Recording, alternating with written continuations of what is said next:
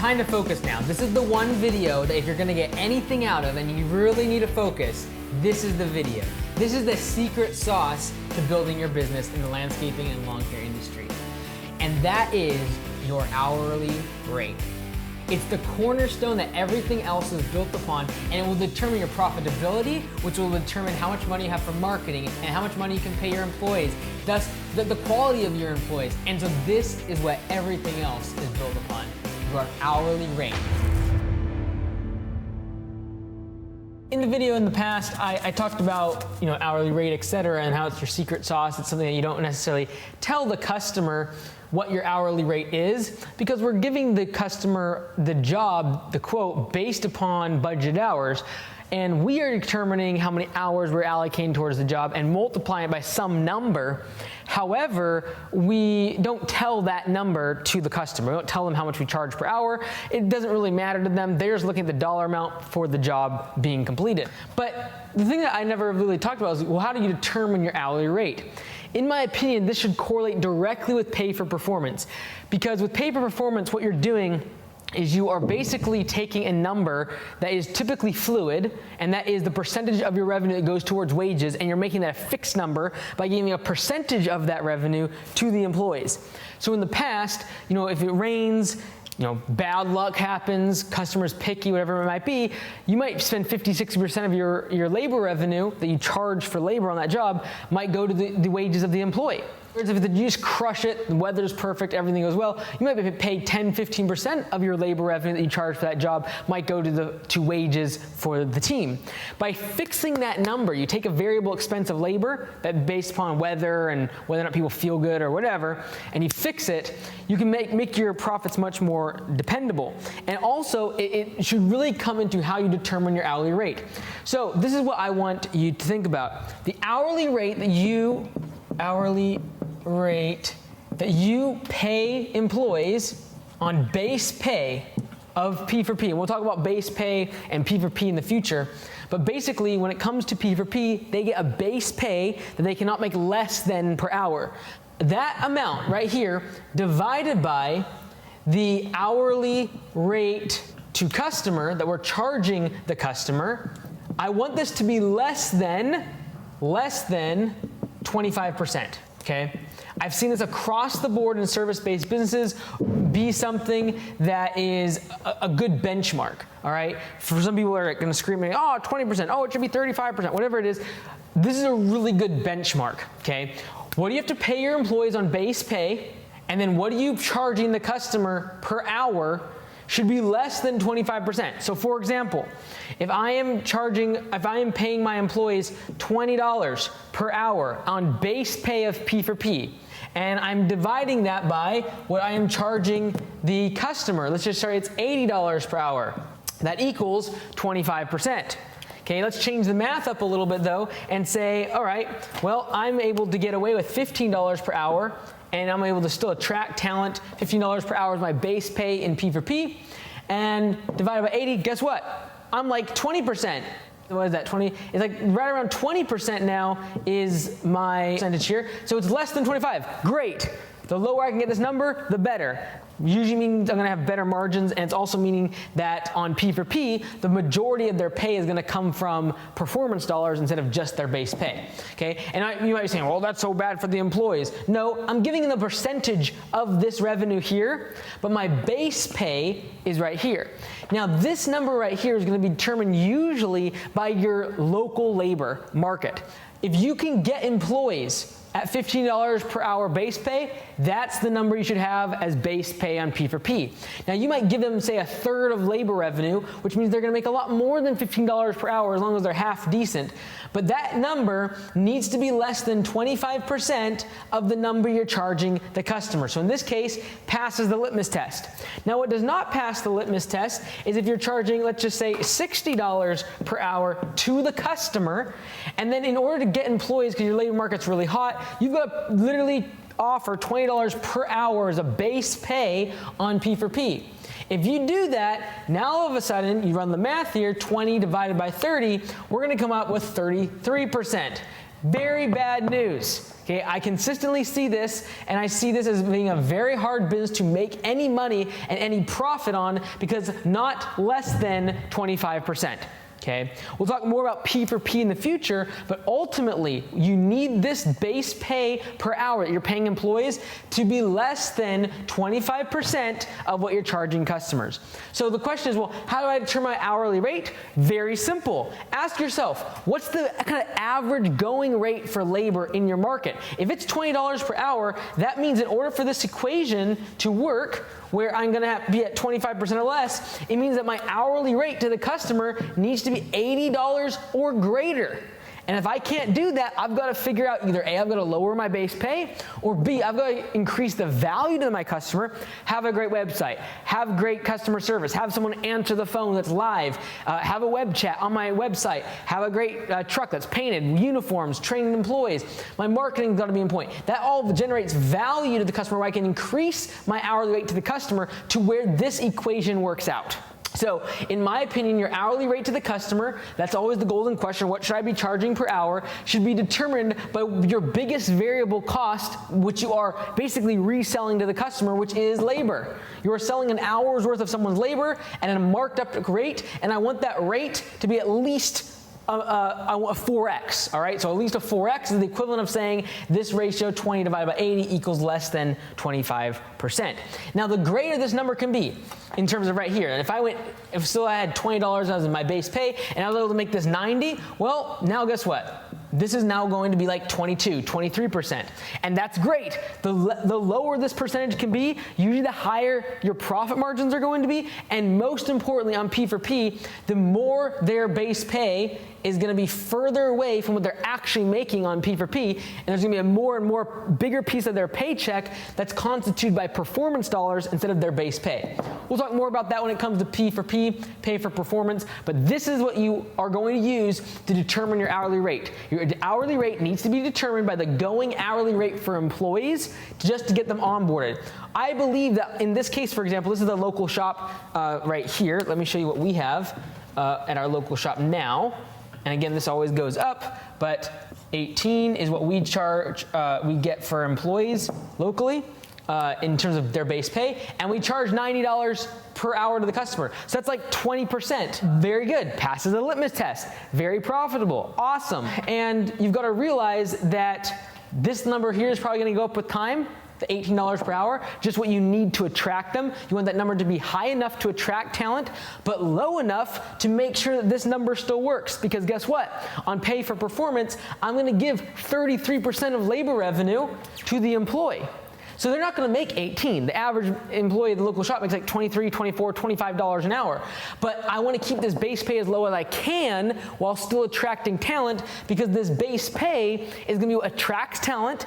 And by raising this number, I'm really only giving more money to my lowest performers, because the highest performers are already making way above $18 per hour. So raising base pay on P for P doesn't really help your best performers. We'll talk more about that when it comes to P for P.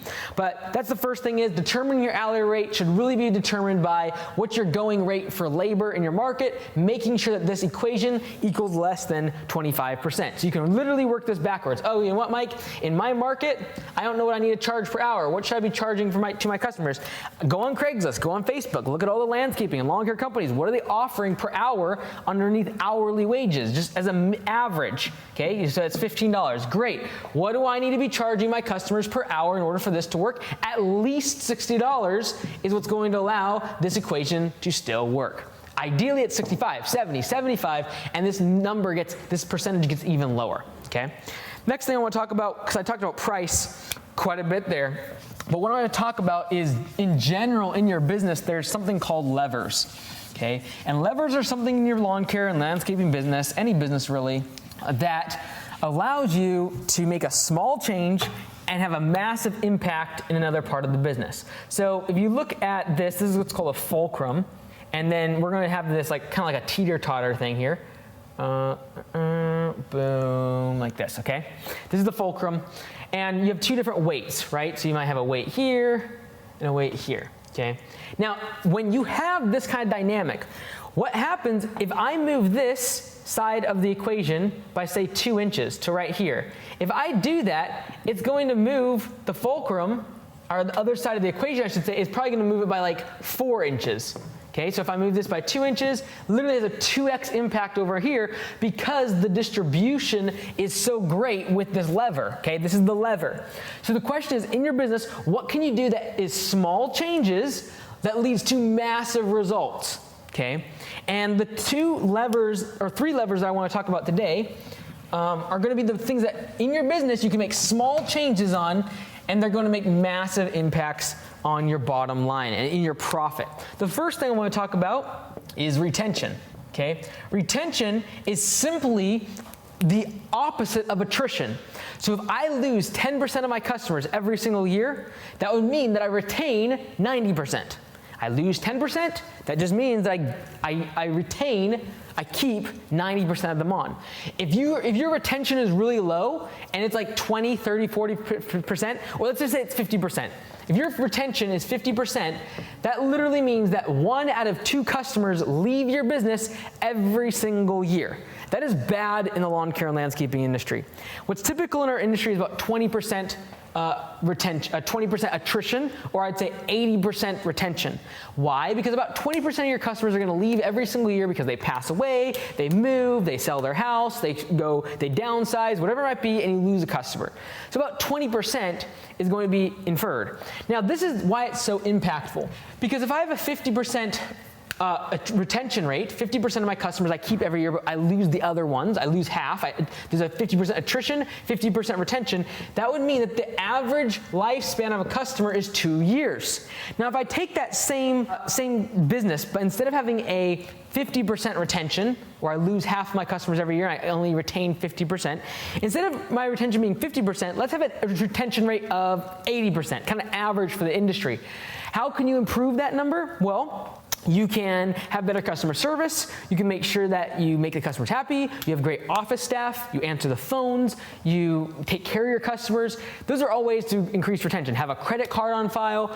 That's how you can increase retention. So instead of having 50%, which would assume imply a 2-year average lifespan of a customer, if I change the retention to now being 80%, where I only have an attrition of 20%, that would now lead to an assumption of 5-year lifespan of a customer.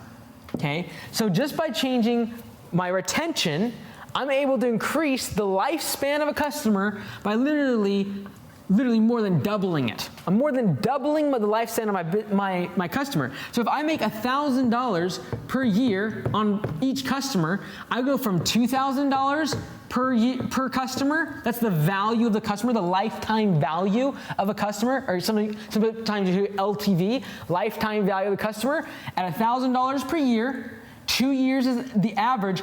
I made $2,000 on that customer. I can literally turn that into $5,000 simply by making sure that I increase my retention. I keep the customer. So I'm going to more than 2x my profits just by retaining my customers. And instead of losing 50% a year, I lose 20%. Little changes in the business, improving the way that you communicate, having automations, having credit cards on file, having where you talk to the customers, sending monthly newsletters. All of this allows you to increase your retention. Little things in the business that lead to dramatic results and profitability. The second thing I want to talk about is close ratio. Okay, and I talked a little bit about it in the previous video. But when we talk about close rates, this is a massive, massive lever in your business, especially when you're first getting started. I truly believe this is the only thing you should care about when you're scaling your business from 0 to 250,000 in revenue. Okay. Now, in my opinion, you should have a 30 to 50% close ratio if you are in profit mode. Remember, go back to the previous videos. I talked about the 2 different directions you can go with your business, either profit or growth. If you are in profit mode, you are going to be thinking about 50 to 30% margins. If you have higher than that number, it means that you can raise your prices. If you have lower than that number, you probably have a serious flaw with your business or your prices are too high. Whereas if I'm going for growth, I'm going to have 50 to 70% close ratio if I'm trying to grow the business fast. okay? And the reason I'm gonna do that is because my prices are gonna be a little bit lower in order for me to have a higher rate of growth. I'm getting more customers. Now, why do I not want over 70%? Because if I'm over 70%, I'm literally leaving money on the table. My prices are too low and I need to increase them. So for everyone out there that's bragging that they close every single job or 95%, you are leaving money on the table. And the next thing is gonna scare you by what you're leaving on the table in terms of price. But this is the general rule of thumb that I'd be using if I was you. I'd be trying to use this to at least $250,000 in revenue, assuming you want to grow $1 million business.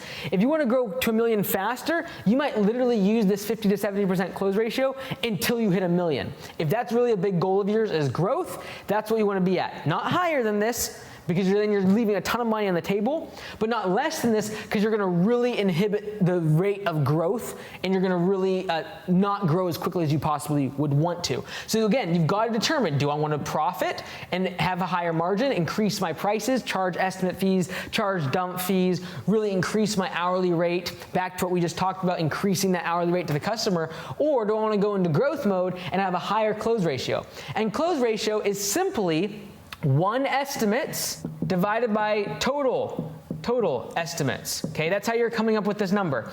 The number of estimates that you won divided by the total number of estimates is going to give you the percentage that you've closed, or your close ratio. Okay.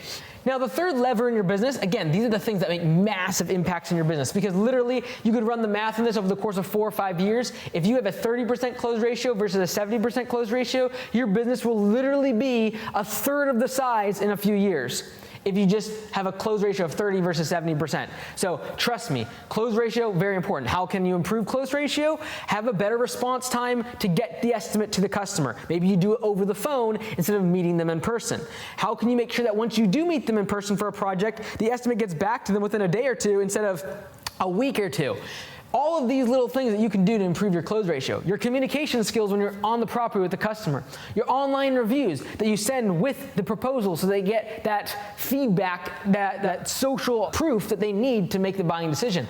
All of that increases your close ratio. These are 3 things that you must be focused on. And the last one is most relevant to what we're talking about today, and that is price. Changing the price on your work is going to dramatically improve and affect your profitability. Let's assume real quickly that we have a $40 per cut lawn that we are charging on all of our lawns. That is an average, we're charging $40 per cut. And we're gonna just assume that we are making 25% profit margin. So not bad, right? You could scale this up as big of a business, you could have 100 customers, 1,000 customers, whatever. Let's just assume we're doing an average cut price of $40 per cut at 25% profit margins. That would assume that we're making $10 per cut. Now, let's assume that we have 100 mowing customers and we mow everyone's lawns 4 times per week. So let's just do the math on this. So 4 cuts per week times 40 equals 160, and that's the amount of revenue per customer. Multiply that by 100 is going to equal $16,000 in monthly revenue that we're making from mowing. And if we assume a 25% profit margin, our profit is literally going to be $4,000. Pretty cool, hey? Check this out. Let's go ahead and erase these top 2 real quick, because I want to emphasize price here is a massive lever in your business. And really, ultimately, your goal in your home improvement lawn care business is to be able to increase your prices, okay? That's ultimately the goal of your business. Make a very sticky service that people do not want to leave, and the pain of leaving and finding another provider is way greater than the pain of a price increase. And we'll talk more about price increases down the road, but we have a letter inside the templates and documents. We raise prices consistently almost every year to our customer base, and we usually have 2 to 7% attrition, people that leave because of our price increases, and usually it's more around the 2% marker. So you've got to keep raising your prices, but the only way you can do that is having a very sticky service that customers do not want to leave and go change providers and risk making the wrong decision on finding another vendor, finding another landscaper that is $5 cheaper a month. $5 cheaper per cut, but they don't show up sometimes, and they don't have a credit card on file, and they don't have automatic billing, and everything is done with check underneath the front porch mat. All of that is value to the customer, so you can raise prices, and your service is sticky enough to where they stay with you.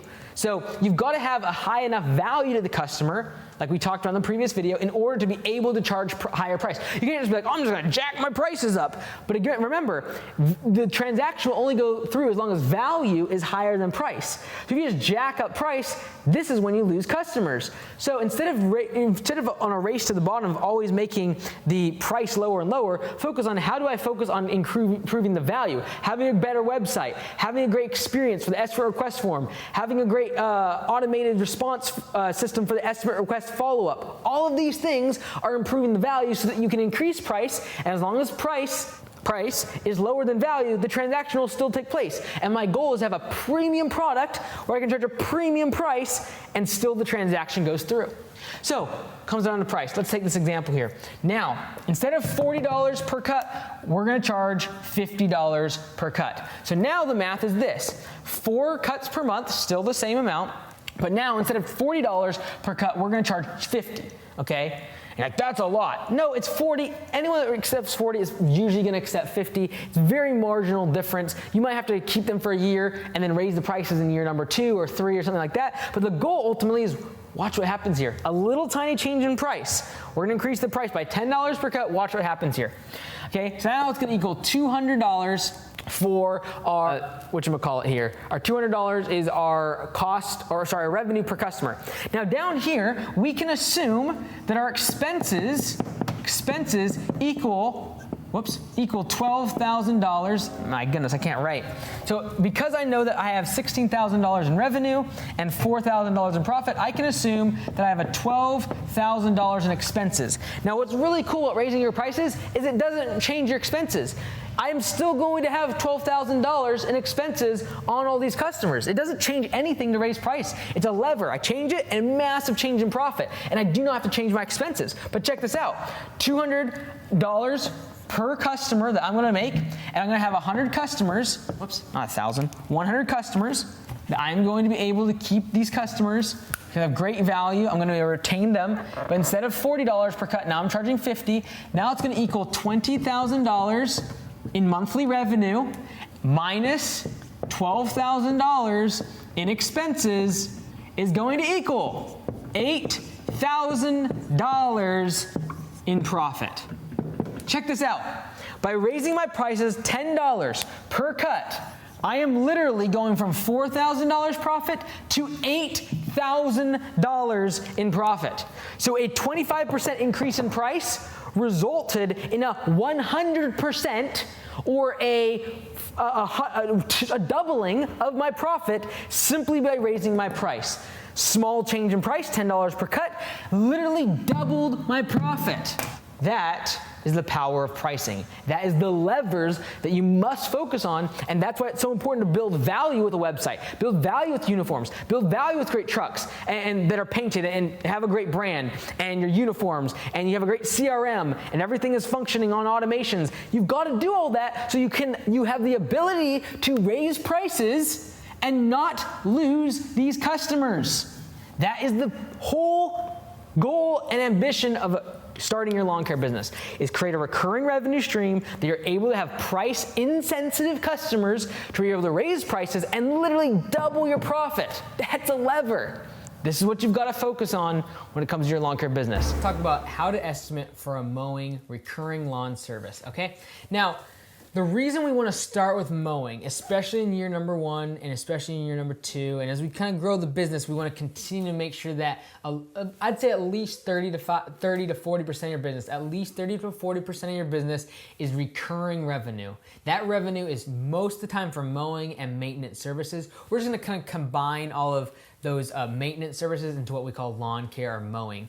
And so the reason we want to start off with the mowing is create that recurring revenue. We make sure that we know we have money coming in the door, and then we can focus on, once that's established, on getting those higher profit margin landscaping jobs.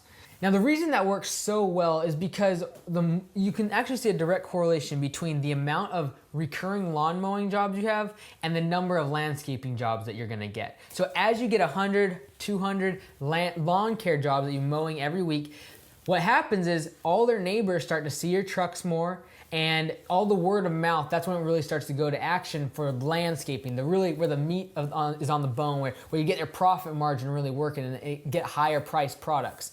And that's what you're trying to sell But in order to get there, you'll see a direct correlation between the more mowing clients you get, the word of mouth increases, people see your trucks more, there's more employees, you're just around in the community more, and then you'll get those higher profit, higher priced landscaping jobs. I do believe if you only have 15, 20 customers, it's not a good idea to be trying to do things over the phone, because especially if you have really, really thin margins and like every dollar counts, because $5, $10 difference on mowing price is going to happen. You're gonna be off by $5 or $10 occasionally if you're doing estimates over the phone. The reason you do estimates over the phone is when your volume is so high and speed is more important than accuracy. You are going to close more jobs if all things are held consistent, if you get the estimate to the customer faster, you will close more jobs. The question is, how accurate are you on that estimate? That's gonna come with time. So typically when you're first getting started, you're not gonna be able to accurately know how many square feet of lawn you get cut per hour, per minute. And you're not gonna be able to look at a 3,000 square foot lawn or a 8,000 square foot lawn and know accurately how long it's gonna take you.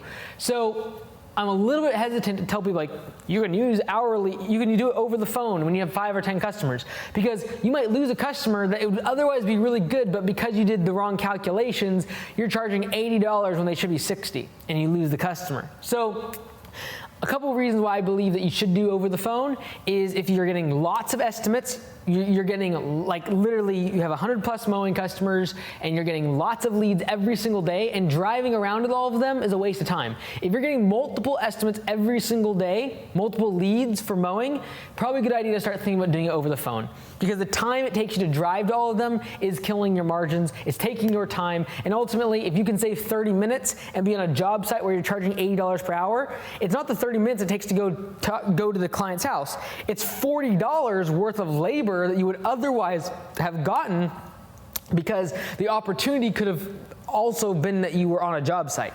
So just realize that there is absolutely the value of your time, and if that's becoming 1, 2, 3, 4 a day, and now you're spending 2 hours driving around doing estimates, you should just do those over the phone and realize that you might lose an occasional job or be inaccurate slightly. Now, worst case scenario, you do an estimate over the phone by square footage and you were off by $5 or $10 and you just tell the customer, be honest with them, and you reset the price. You might lose with some of them, but most of them, they realize, hey, they're doing it over the phone, they never showed up at my property, they realize that you might have to edit the price. Okay, so that's the worst case scenario, is you do the wrong price over the phone and you have to edit that with the customer. It's not a big deal. And so again, what you're trying to do is save time, and you're willing to sacrifice perfection of your estimate and accuracy in exchange for speed. Not usually necessary, or something I would recommend if you have a really tight route and you're literally all of your jobs within a few miles, like you're literally passing all of your estimates every day, you might as well just drive by their property, get a more accurate estimate, build a rapport with the customer. Like at the beginning, you actually want to meet with the customer because you can build a rapport and then you'll get a higher close ratio. Whereas when you're getting 5, 10, 15 estimates a day, you do not care about rapport. You do not want to talk to the customer. You want to pump these bad boys out. It's all a speed game, because you might only be able to do several appointments per day at a certain time, whereas you can pump out 50, 100 estimates a day if you're just doing them over the phone. So number one, I would be looking at, if you start getting multiple leads per day for mowing, probably want to start thinking about doing it over the phone via square footage. Have a rate matrix that based upon their square footage is a certain price per week and for bi-weekly. Okay.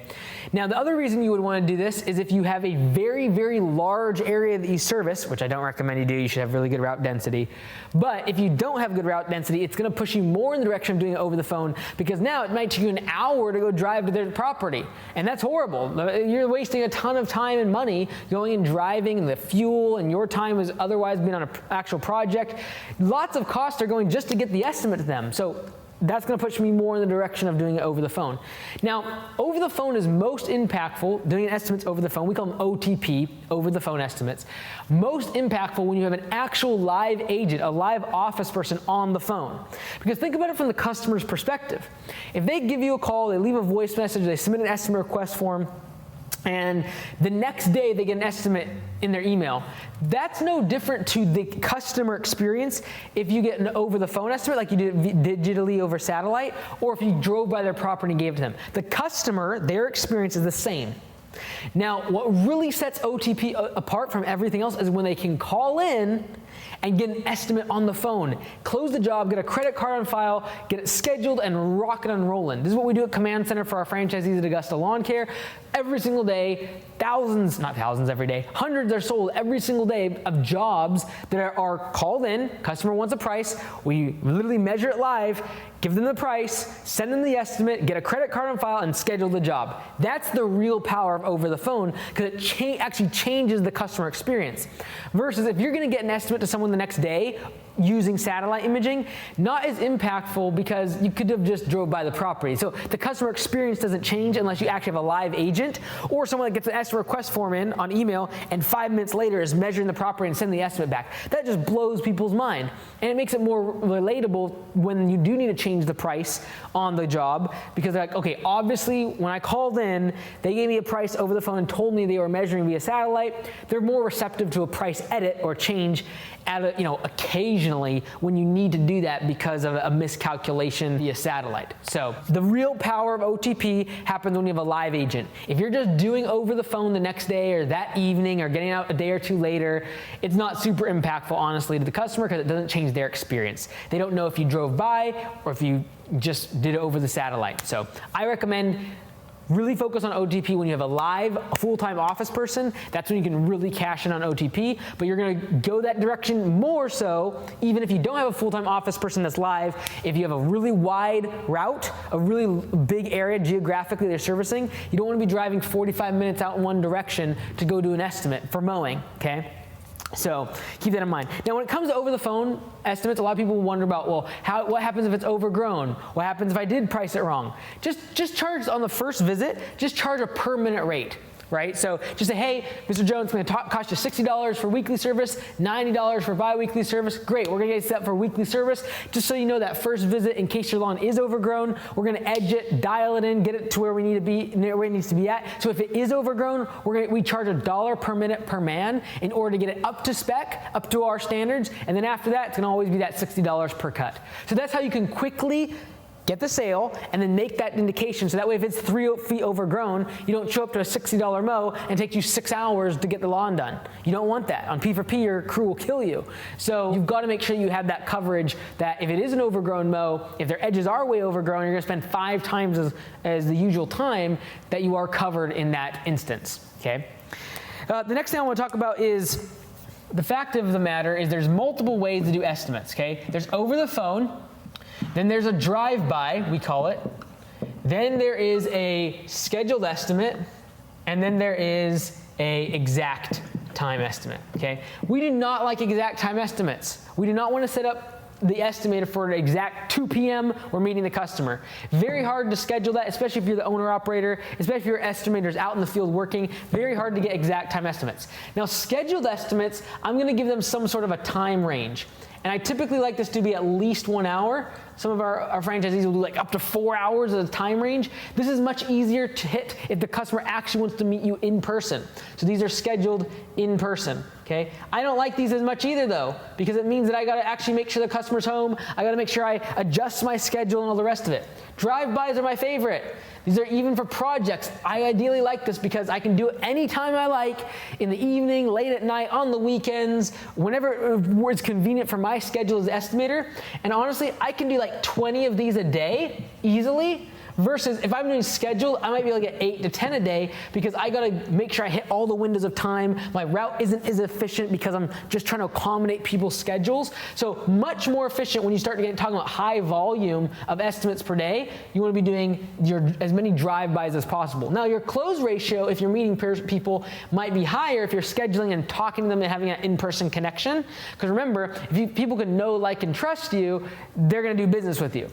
Easier to make that connection and that rapport when you are meeting them in person, but you're just not going to be able to get that volume in. So if you're just getting started, you might want to do the scheduled estimates to build that rapport, have a higher close ratio. But again, as time goes on and you get tons of leads, like our location locally now, just 60, 70, 80 plus leads sometimes a day.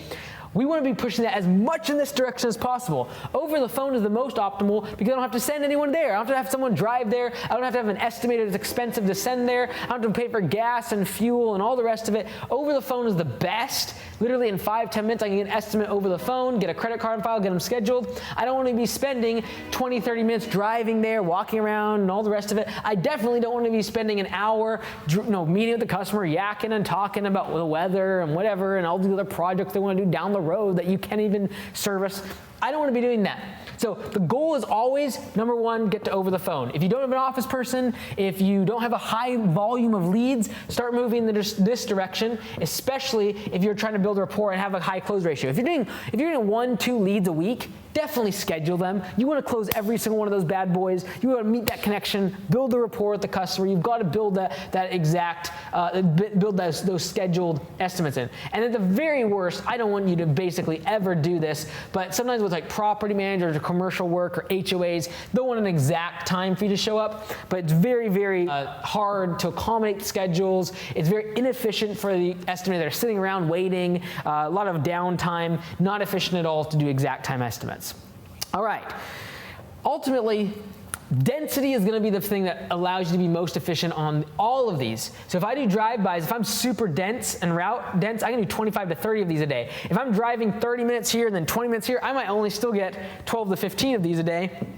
So really, route density is so important, not only from an efficiency and profitability standpoint when you're out mowing and doing the jobs, but also just your efficiency in getting out estimates is much more efficient if you have a tight route, okay? Last thing I want to talk about when it comes to mowing prices is weekly versus bi-weekly. In that video, I talked about having $40 for weekly service and $50 for bi-weekly service. We would never do that now. We always want to charge at least 50% increase on the bi-weekly service. So if I'm going to charge $40 for weekly, guess what? I'm going to charge $60 for bi-weekly, okay? If I'm going to charge $50 for weekly, I'm going to charge $75 for bi-weekly. Why is this 50% premium baked in there? Several reasons. Number one, it incentivizes people to do a volume discount. How you want to sell this to a customer is, hey, look, you're going to get a 25% cheaper price, a discount, in order to go weekly instead of bi-weekly. So sell it as a discount to go weekly and stay on that volume discount. The same thing goes when you go to the store. If it's like, hey, buy 3, get the fourth one 50% off. It's not like the fourth one costs them any less to perform or cost them any less to produce. The same way that it doesn't cost you necessarily more to do the second cut, but it's a volume discount. And usually when it's bi-weekly service, there is more lawn to be cut, more grass clippings, takes longer to edge, but don't really focus on that. Just focus on the fact that it's a volume discount. If you do more services with us, we're literally doubling the amount of services, we're gonna give you a discount, you're gonna keep that lower rate. So when you explain it like that, customers are less likely to go to bi-weekly service, and therefore we're able to increase our recurring revenue, okay? And if it's slow during the summer, things are dormant or something like that, people want to switch, have a cheaper cost and lower their budget, great. We will still do their service for bi-weekly. This will cost them about $150 per month, versus up here, this is gonna cost them $200 per month if we did it 4 times in the month at weekly. So it's still going to save them money. It's still a cheaper option, and we allow them to do that. But it allows us also to make sure that we're going to be very profitable on this because literally charging 50% increase. Our margins are fantastic. We get plenty of budget hours when we show up at the property. And so I would recommend having at least a 50% increase and explain that in the way of a volume discount. Don't get hung up on like, well, we need more clippings or it takes us longer. Just, hey, look, every other business you go to, when you buy more of something, you usually get a cheaper price. So when you buy more services from us and more visits, we're able to give you a cheaper price. That's how you want to sell it. And this is going to help you with cash flow during those months when people are more inclined, when the grass is dormant. It's going to help you with cash flow because although you're doing less services, your profit margins are going to be beefed up to the point where your profits will still remain the same. You might have less budgeted hours on the schedule, but it's definitely going to pad your profit margins during those months when the grass becomes dormant and you don't need to mow it every single week. So still allows them to have a cheaper option. gives them a discount for volume, buying more services, and it helps with their cash flow during those months when you might not need to mow every single week. So definitely recommend at least a 50% increase on that bi-weekly service. We literally hardly ever have people who have issues with it, and it really incentivizes people to just stay on weekly service throughout the entire year, the whole growing season, because there's not a massive difference in the savings that they'll get. All right, so now we're going to talk about how to estimate for landscaping services. So this is going to be anything besides mowing, essentially. Everything from weeding, tree trimming, leaf collecting, gutters, pressure washing, building retaining walls, installing mulch, gravel, like the whole bit. Everything besides mowing. This is what you're going to be looking at. It has to be built on something that is going to be scalable and that we can use time and time again, regardless of the person, regardless of who's estimating, regardless of the technology or the truck that's not working or is working, and the employees that are not working that day. If you can create a system and a very precise way of estimating jobs, it's not only going to be beneficial for you, but it's also going to be beneficial for your client, who's going to be able to see consistency and is be able to see that you are confident in the prices that you charge. Hey everyone, it's Mike Andes, and today I'm actually at a real client's house, and I'm going to be showing you a couple things that you might want to do at property cleanups. This specific cleanup is a weeding and property cleanup. It's completely overgrown. You can see here weeds coming out through the beds. This tree needs to be completely removed. And it's actually a drive-by estimate, and we kind of use this way to get as many notes as we possibly can from the customer, so we can use these drive-bys instead of having to meet the customer and take way longer to get you can probably get 8, 10 timed estimates in a day where you have a meeting with a customer. You can get probably 20 drive-bys done. So this is a drive-by. I'm able to get enough data, make a video for the client, take a couple pictures, potentially to clarify some things. But you can see there's a ton of weeds in the flower beds here. I'll flip this around. See weeds all throughout the flower beds. And one of the things that I want to talk about today is how to do an estimate like this. What I would recommend doing is breaking it up. Here in the back, you can see you get a whole bunch of weeds overgrown inside of the sidewalk area. I can't even walk back there. This is called horsetail, all these massive weeds back here. But one of the things you want to do when you're doing an estimate like this is try to break it up, what I call chunk it. And that is, how do I make sure that if the customer can't afford to do a $3,000 cleanup of all these flower beds, how can I chunk the estimate in a way that is easy for them to understand, as well as potentially accept a piece of the estimate? So for example, in this estimate, I'm going to do the front yard as weeding, and that's going to include from this corner of the house right here all the way to the other corner I just passed over there. That's going to be the first line item. And this will allow them to be able to prioritize based upon their budget. So instead of giving them a $3,000 estimate, I might give them an estimate that has 3 $1,000 options. Now I'm gonna make sure I bid each of these options though as if it's the only option they accept, because the last thing you want to do, you can see on this side, is from the other angle in the back here, the last thing you want to do is have it where they accept one of the job line items, the one of the options, one of the chunks that you put in the job notes, the estimate, and they only accept one of them. And you're like, man, I put 5 different line items. I thought for sure I'd do 3 hours for one, 4 hours for another, 5 hours for another, whatever it might be, and they accept all of a sudden just the 3-hour cleanup.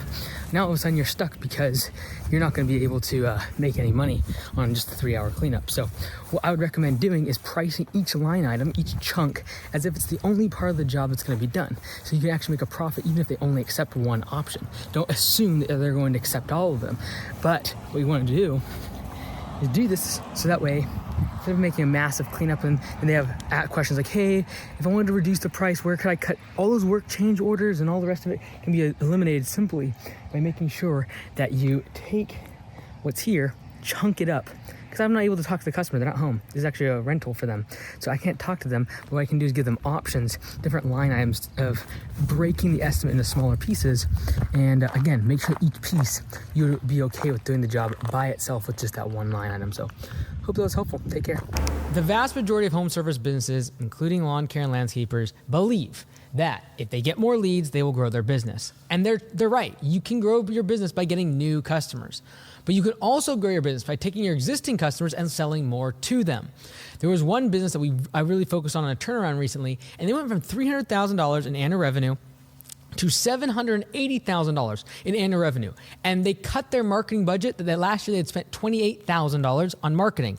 They stopped marketing 100%. And instead, they used Copilot to send out mass emails and mass texts and upsell customers. And they also used the upsell feature.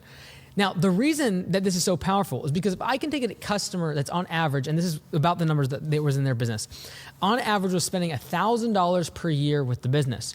If you have $1,000 per year, or ACV, annual customer value, that means you would need about 300 customers to make that $300,000 in annual revenue.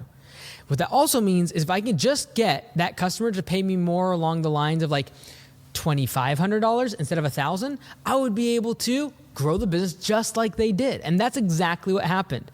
They moved their ACV, annual customer value, on the same 300 customers to about $2,500. Now, how did they do that? They upsold them more services.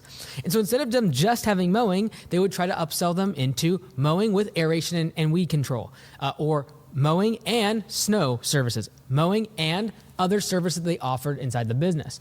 And so upselling is extremely powerful because guess what? You don't have to go get new customers. You don't have to go advertise. Your customer acquisition cost on existing customers in your database is zero.